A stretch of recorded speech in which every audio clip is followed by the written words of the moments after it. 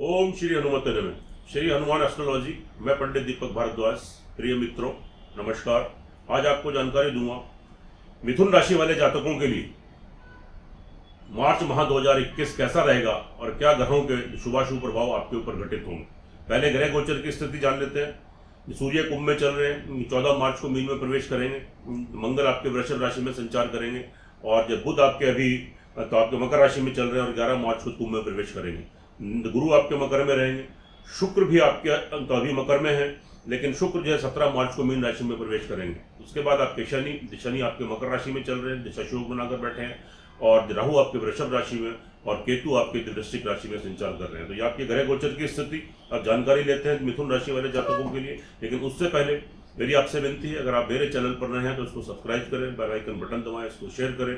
Video अच्छी लगे तो अंत में जय श्री राम, जय श्री हनुमान कमेंट बॉक्स में जरूर लिखें। और वीडियो को अंत तक इसलिए देखना जरूरी है कि अंत में हम माह में आपकी चंद्र राशि के अनुसार ये जो हम आपको फलादेश कर रहे हैं, तो कुछ ऐसी अशुभ तिथियां होती हैं, उन अशुभ तिथियों में आपको कौन कौन सा कार्य नहीं करना चाहिए, तो इसके बारे में आपको अवगत कराते हैं और थोड़े से आपको सूक्ष्म से उपाय बताते हैं कि जिससे आप ग्रहों के दुष्प्रभाव से बचते हैं और आपको ग्रहों का जो शुभत्व प्राप्त होता है और आप लाभान्वित होते हैं। तो चलिए बात करते हैं मिथुन राशि वाले जातकों के लिए।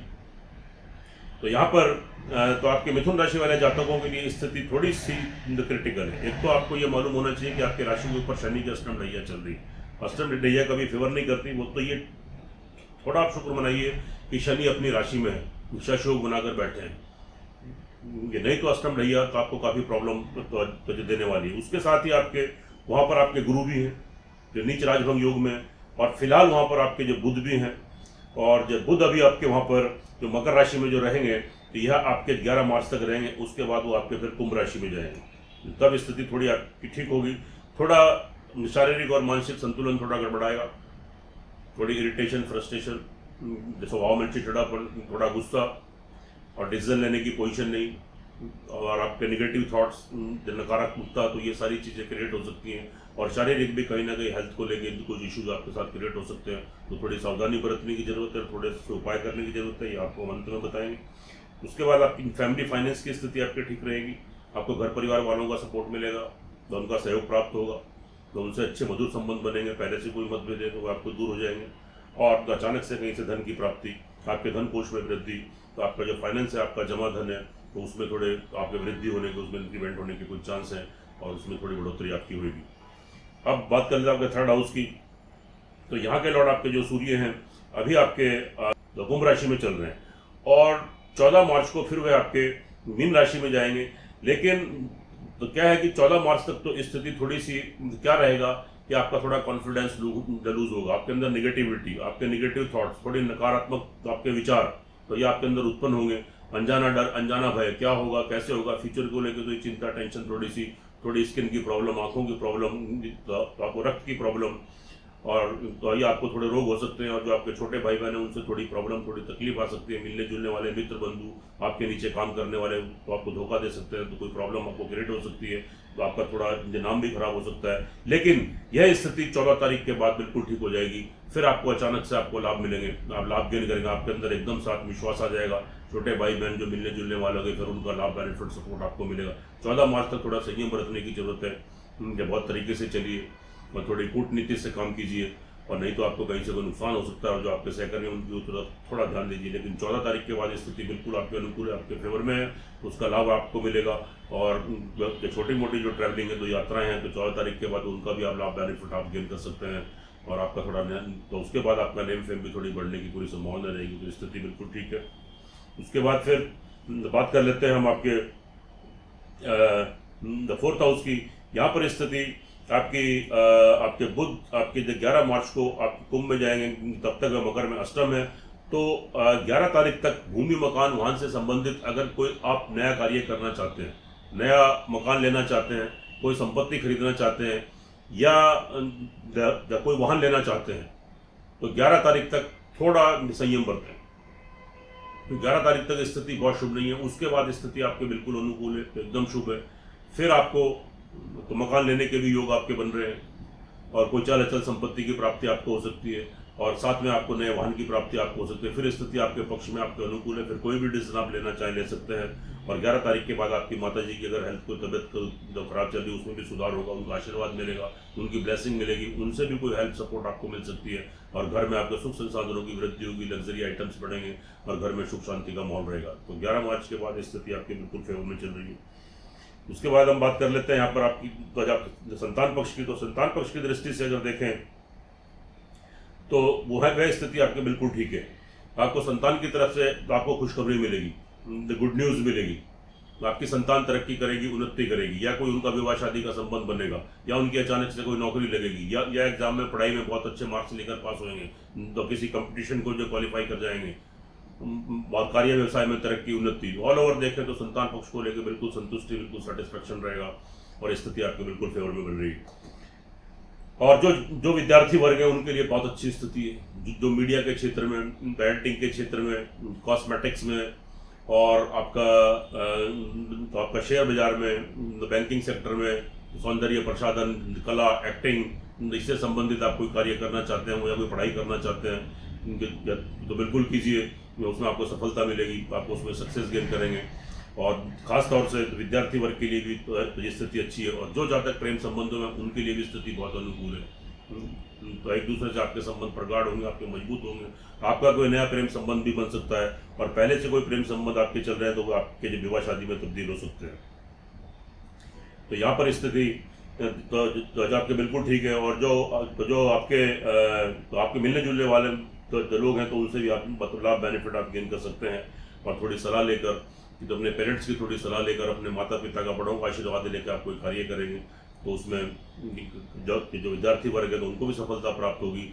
और जो नौकरी पेशे वाले लोग हैं, जो बिजनेस करना चाहते हैं, तो अपने माता पिता, बड़ों का थोड़ा आशीर्वाद थोड़ा लेकर कार्य करें तो निश्चित रूप से आपको सफलता मिलेगी। उसके बाद नौकरी पक्ष की बात आ जाए तो नौकरी पक्ष वालों के लिए यहाँ थोड़ी स्थिति थोड़ी गड़बड़ाई हुई है, क्योंकि आपका 6th हाउस के लॉर्ड है सस्टिस, वह आपकी 12वें घर में जो मंगल राहु के साथ अंगारक दोष बनाकर बैठे हैं और आपकी कुंडली में कंप्लीट कालसर्प दोष का भी निर्माण हो रहा है।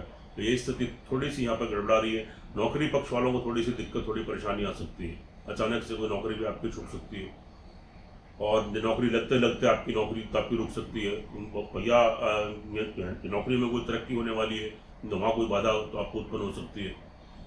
और किसी शत्रु से आपको, मतलब किसी गुप्त शत्रु से परेशानी हो सकती है, जिनके ऊपर बहुत विश्वास ट्रस्ट करते हैं, वहाँ से कोई धोखा आपको मिल सकता है जिससे आपके कैरियर पर, आपकी नौकरी पर कोई बात आ जाए। और कोई ऋण, पहले से कोई कर्जा चढ़ा हुआ है तो वहाँ से दिक्कत परेशानी आ सकती है, या ये नया कर्जा या आपके ऊपर चढ़ने की भी संभावना दिखाई दे रही है। और ख़ास तौर से आप तो शत्रु पक्ष से थोड़ा बिल्कुल सावधान रहें। और कोई रोग की स्थिति भी आपके साथ अचानक उत्पन्न हो सकती है, और अचानक कोई ब्लड से संबंधित कोई रक्त विकार, कोई वजह, पेट के बैक पेन, गाड़ियों का पेन, ये सारी प्रॉब्लम भी आपको थोड़ी सी क्रिएट हो सकती है। जो थोड़ा बीपी आपका हाई रह सकता है, तो थोड़ा संभल के चलने की ज़रूरत है, थोड़ी सावधानी बरतने की ज़रूरत है। हम अंत में इसके उपाय बता देंगे, थोड़ा उपाय कीजिएगा तो 70-80% आपको सुरक्षा प्रदान होगी। उसके बाद आपके दाम्पत्य जीवन की बात करते हैं तो यहाँ स्थिति ऑल ओवर आपके ठीक रहेगी। समय समय पर थोड़े से मतभेद तो हो सकते हैं, लेकिन फिर भी स्थिति उनके बाद में आपके अनुकूल हो जाएगी। उनके थोड़े से डिफरेंसेस बढ़ सकते हैं और थोड़े आर्ग्यूमेंट से बचे, थोड़े गुस्से और उत्तेजना से बचे, क्योंकि स्वाभाविक है कि मिथुन राशि वाले जातकों के स्वभाव में थोड़ी चेंजेस, थोड़ा चिड़चिड़ापन, ये थोड़ी उत्तेजना तो ये थोड़ी देखने को मिलेगी। तो अपनी उत्तेजना को और अपने गुस्से को थोड़ा काबू में रखें, कंट्रोल रखें। अपने लाइफ पार्टनर से बहुत ज़्यादा मत उलझे, बहुत ज़्यादा तो वाद विवाद मत करें, नहीं तो आपके संबंध खराब हो सकता है, बिगड़ सकते हैं। कोई विवाह शादी का भी संबंध आपका छूट सकता है, आपका टूट सकता है। और कोई पार्टनरशिप वगैरह में आप कोई कार्य करते हैं या करना चाहते हैं, वहाँ से भी कोई नुकसान आपको हो सकता है। तो थोड़ा संभल कर कार्य करें, थोड़े सतर्क रहें, थोड़े होशियार रहें और थोड़ा लापरवाही से बिल्कुल कार्य मत करें कि नहीं तो आपको लाभ की बजाय आपको नुकसान हो सकता है। कोई प्रेम संबंध है तो उसमें भी कोई आपको तकलीफ यहाँ पर थोड़ी सी क्रिएट हो सकती है। उसके बाद बात करते हैं हम आपके भाग्य स्थान। तो यहाँ पर आपके 17 तो मिड के बाद स्थिति आपके फेवर में आने वाली और मिड तक थोड़ी उठा पटक के ऊपर नीचे की स्थिति रहेगी। तो अगर कोई आप कार्य करते हैं तो उसमें थोड़ी आपको दिक्कतों का सामना करना पड़ सकता है। तो उन्नति जो आप कर रहे हैं, कोई प्रोग्रेस कर रहे हैं, कि सफलता की तरफ जा रहे हैं, सक्सेस हो रहे हैं किसी कार्य में, वहाँ थोड़ी रुकावटें थोड़ी परेशानियाँ आपके साथ क्रिएट हो सकती हैं, और विदेश जाना चाहते हैं तो वहाँ भी थोड़ी परेशानी आपको हो सकती है। लेकिन मिड मार्च के बाद स्थिति ठीक है, फिर स्थिति आपकी फेवर में बनेगी।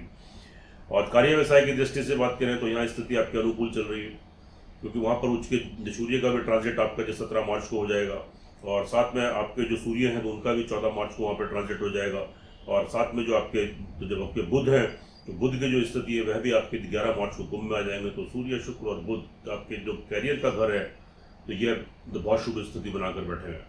तो यहाँ पर स्थिति तो आप तरक्की करेंगे, उन्नति करेंगे। कार्य व्यवसाय में तो बिजनेस में तो इससे पहले अगर कोई आपको नुकसान हो रहा है या आपको दिक्कतों का सामना करना पड़ रहा है, बहुत ज़्यादा संघर्ष करना पड़ रहा है और फल की प्राप्ति नहीं हो रही है, तो अब निश्चित रूप से जो आपने संघर्ष किए उनके फलों की प्राप्ति का समय आ गया। आप उसमें सक्सेस गेन करेंगे, तो सफलता आपको प्राप्त होगी, उन्नति करेंगे, तरक्की करेंगे। नया कार्य व्यवसाय कोई करना चाहते हैं तो उसमें भी आप सक्सेस हो जाएंगे। और अपने कार्य व्यवसाय में कोई तब्दीली, कोई चेंजेस करने का समय आ गया तो कोई तब्दीली करेंगे, कोई चेंजेस करेंगे, उसमें कोई इंक्रीमेंट करेंगे, उसका विस्तार करेंगे, उसकी वृद्धि करेंगे, तो उसमें आपको निश्चित रूप से आपको शुभ फलों की प्राप्ति होगी, आप तरक्की करेंगे, उन्नति करेंगे। और नौकरी पेशे वालों के लिए भी स्थिति अच्छी है, यानी तो जिन लोगों का संबंध आजीविका से बना हुआ है, कैरियर से बना हुआ है, तो वह तरक्की करेंगे, उन्नति करेंगे। नौकरी वालों के लिए भी अच्छी स्थिति है, तरक्की, उन्नति, नई नौकरी के योग। ऑल ओवर देखें तो कैरियर की दृष्टि से स्थिति आपके बिल्कुल फेवर में, आपके अनुकूल है। अब बात करते हैं लाभ की, तो यहाँ पर थोड़ी सी समय समय पर आपको थोड़ी रुकावटें आपको आ सकती हैं। जैसे आपका कहीं से कोई धन आना है, पैसा आना है, उसमें कोई रुकावट आना, तो अचानक से आते आते धन रुक जाना और या आपका पैसा डूब जाना, तो ये सारी चीज़ें आपके साथ थोड़ी यहाँ पर क्रिएट हो सकती हैं। तो थोड़ा वहाँ पर सावधानी बरतें, और किसी से के साथ कोई लेन देन करते हैं तो बहुत सोच समझ कर, तो बहुत विश्वास करके और कोई सही समय देखकर तो किसी को पैसे का लेन देन करें, वरना आपको थोड़ा तो यहाँ पर लाभ में जहाँ से आपको लाभ प्राप्त करते हैं और आपके इनकम के स्रोत जहाँ से बनते हैं, जहाँ से पैसा आता है, धन आता है, लक्ष्मी का आगमन होता है, वहाँ पर थोड़ी सी रुकावटें आपको फेस करनी पड़ सकती हैं, थोड़ी दिक्कतें आपके साथ क्रिएट हो सकती हैं। और ट्रैवलिंग वालों के लिए भी स्थिति बहुत अनुकूल नहीं है। अगर आप यात्रादि के थ्रू कोई कार्य करते हैं तो या करना चाहते हैं, और साथ में विदेशों से आपके संबंध हैं, तो वह संबंध अचानक से आपके ब्रेक हो सकते हैं। अगर कोई नौकरी या कोई बिजनेस, कोई व्यापार आप तो ऐसा करते हैं कि जिसमें आपको ट्रैवलिंग करना पड़ता है, एक शहर से दूसरे शहर आप जाते हैं, तो अपने ही देश में अगर एक शहर से दूसरे शहर आपका आना जाना रहता है, तो वहाँ से आपके कोई संबंध, आपके बिजनेस के कोई संबंध आपके, तो वहाँ पर आपके ब्रेक हो सकते हैं, आपको वहाँ से नुकसान हो सकता है, आपका लॉस हो सकता है, तो आपका पैसा अटक सकता है। तो लेन देन करते हुए खास तौर से आप ध्यान दें। और कोर्ट कचहरी की जो तारीखें हैं तो उसमें भी थोड़ा, कोर्ट कचहरी में जो केस चल रहा है वहाँ भी स्थिति आपके बहुत पक्ष में नहीं है, तो थोड़ा वहाँ से नुकसान, हार का मुंह देखना पड़ सकता है। ऑल ओवर देखें, अगर आपकी कुंडली में तो वैसे ग्रहों की स्थिति 50% आपके फेवर में, 50% आपके अगेंस्ट मिथुन राशि वालों के लिए।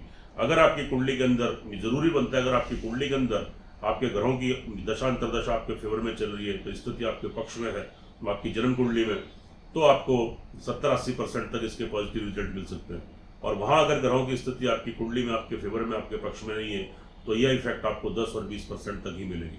तो इसलिए एक बार अपनी कुंडली का विश्लेषण जरूर करा लें, उससे आपका मार्गदर्शन हो जाएगा। और जो उपाय हैं वह उपाय करने से तो आपको ग्रहों की आपको सुरक्षा प्रदान होगी और आप लाभान्वित होंगे, और आपके नए मार्ग उन्नति की और तरक्की के प्रशस्त होते चले जाएंगे। तो अगर आप हमसे अपना विश्लेषण कराना चाहें तो हमसे भी करा सकते हैं, फ़ोन पर अपॉइंटमेंट ले लें, या फ़ोन पर भी हमसे कंसल्टेंसी कर सकते हैं। बहुत थोड़ी सी कंसल्टेंसी आपको जमा करनी पड़ती है, बहुत ज़्यादा नहीं है, तो आप हमसे भी संपर्क कर सकते हैं। तो उससे तो आपका मार्गदर्शन भी हो जाएगा, तो आप लाभान्वित होंगे और घरों के दुष्प्रभाव से बचेंगे। अब बात कर लेते हैं ऑल ओवर स्थिति। मैंने आपको बताया कि 50-50% है, तो यह डिपेंड करता है आपकी जन्म कुंडली के ग्रहों के आधार पर, क्योंकि ये जो हम फलादेश आपको करते हैं ये चंद्र राशि पर आधारित होती है, लेकिन जो जन्म कुंडली भी आपकी मेन होती है, तो उसके ग्रहों को भी एक बार स्टडी जरूर कर लेना चाहिए, उनका एनालिसिस, उनका विश्लेषण जरूर करना चाहिए। तो अब हम आपकी अशुभ तिथियों के बारे में बात करते हैं। आपकी 1 और 2 तारीख, 1-2 तारीख को आपको भूमि, मकान, वाहन से संबंधित कोई क्रय विक्रय, कोई कार्य, या कोई नए घर में प्रवेश मत करें, नई गाड़ी घर में मत लाएं, 1 और 2 तारीख। उसके बाद फिर आपकी आती है 9 और 10 तारीख। 9-10 तारीख को आप क्या करें, कोई कार ड्राइविंग या कोई व्हीकल चलाते हुए, मतलब कोई वाहन चला रहे हैं तो उससे बचें। अचानक से आप दुर्घटनाग्रस्त हो सकते हैं, चोट फेट, एक्सीडेंट, हॉस्पिटलाइज, अचानक से कोई बीमारी क्रिएट होना, तो ये सारी चीज़ें आपके साथ घटित हो सकती है, कोई बड़ा लॉस, कोई नुकसान हो सकता है। 9 और 10 तारीख को अवॉइड करें।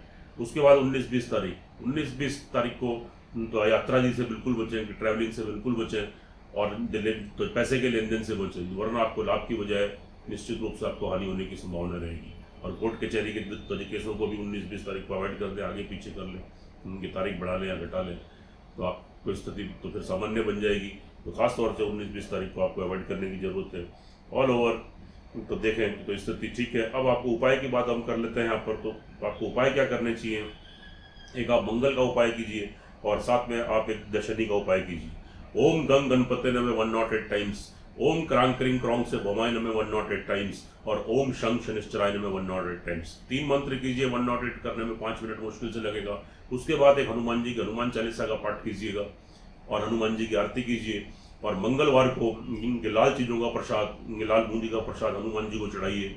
और शनिवार को आप तो पीपल के वृक्ष पर काला तिल, कच्चा दूध, पानी मिलाकर उनकी जय शनिदेव कहते हुए पीपल ट्री को जल चढ़ाएं और साथ में थोड़ी सी काली व्रत के दाने वहाँ जय शनिदेव कहते हुए चढ़ाएं कि 3 प्रदक्षिणा करके और वापस घर का आए। मंगल शनिवार को बिल्कुल शुद्धता से, प्योरिटी से रहे, अंडा मांस मछली का परित्याग करें और काली चींटियों को और पक्षियों को आप जरूर खिलाते रहें। तो आप जो थोड़े बहुत आपको दुष्प्रभाव जो मंगल के और शनि के यहाँ पर मिल रहे हैं उनसे आपको मुक्ति मिलेगी, उनका शुभत्व प्राप्त होगा और आप आपको दुष्प्रभाव से बचे रहेंगे। आप तरक्की करेंगे, उन्नति करेंगे, सुखी रहें, स्वस्थ रहें, हंसते रहें, मुस्कुराते रहें। जय श्री राम, जय श्री हनुमान।